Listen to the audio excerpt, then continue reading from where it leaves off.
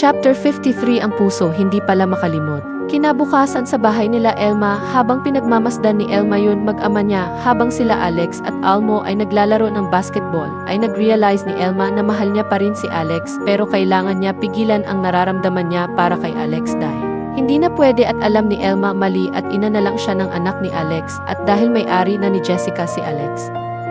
Lumipas ilang oras ay habang nag-video call sila Elma at Ira ay bigla umiyak si Elma. Ano problema, Bes? Sabi ni Ira. Ira, may sasabihin ako. Umiiyak sabi ni Elma. Ano yun, Bes? Sabi ni Ira. I still love him. Umiiyak sabi ni Elma. Pagtuloy lang sa pag-iyak si Elma at habang si Ira ay gulat na gulat sa sinabi ni Elma. Ano, mahal mo pa rin lalaki yon, Elma? Akala ko naka-move on ka na kay Alex. Sabi ni Ira.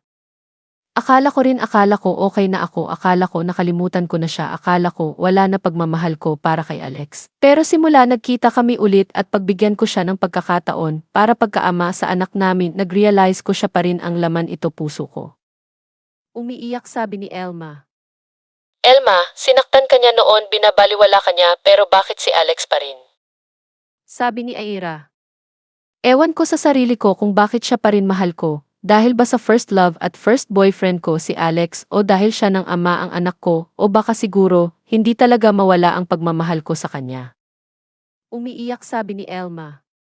Tahan na, Elma, alam mo kung ako sa'yo, habang maaga pa iwasan mo siya, kasi mali yan at saka may girlfriend siya. Sabi ni Ira. Lumipas ilang araw, subukan ni Elma na iwasan niya si Alex dahil kundi ay nasasaktan lang siya ulit dahil alam ni Elma mali makikipagkita o makasama si Alex kahit involved pa yun ang anak nila. Sa tuwing magkikita o lalabas mag-ama ay di na siya sasama, pero kahit ano gawin ni Elma para lumayo kay Alex ay di pa rin nawawala naramdaman ni Elma para kay Alex hanggang sa di nila inaasahang nangyayari.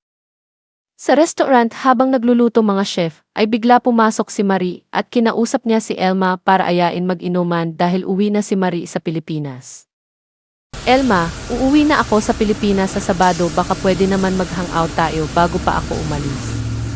Sabi ni Marie. Naku, Ate Marie, di ako pwede kasi wala babantay kay Almo at saka hindi ako mahilig uminom, kayo na lang dahil pasa ko. Sabi ni Elma. Sige na, Elma, minsan lang at saka pwede naman ipabantay si Almo kanila Sir Gabi o tumawag ka ng babysitter. Sige na, sumama ka na. Sabi ni Marie. Okay, pero uwi ako ng 10 o'clock. Sabi ni Elma. Okay. Sabi ni Marie. Lumipas ilang oras ay pumunta sila Elma sa bar, kasama si Marie at mga iba katrabaho nila. Pero ang hindi alam ni Elma ay na doon pala si Alex na inuman kasama si Jason para mag-relax muna dahil nakaka-stress sa site sa bar. Habang nag-inuman sila Alex at Jason ay bigla naihi si Alex. Pare, mag-CCR lang ako. Sabi ni Alex. O side Sir Alex. Sabi ni Jason. Tumayo si Alex sa lamesa at pumunta sa CR, tapos habang nasa CR si Alex ay bigla dumating sila Elma at katabi ng lamesa nila Alex ay umupo sila Elma. Order na kayo ng alak kahit ano, liber ko. Sabi ni Marie. Ate, juice lang inumin ko. Sabi ni Elma. Ano ka ba, Elma, kaya tayo pumunta dito sa bar para uminom ng alak, hindi juice, at saka wag ka nga killjoy, minsan lang ito, please. Sabi ni Marie. Si Jenna nga. Sabi ni Elma. Yay! Sabi ni Marie.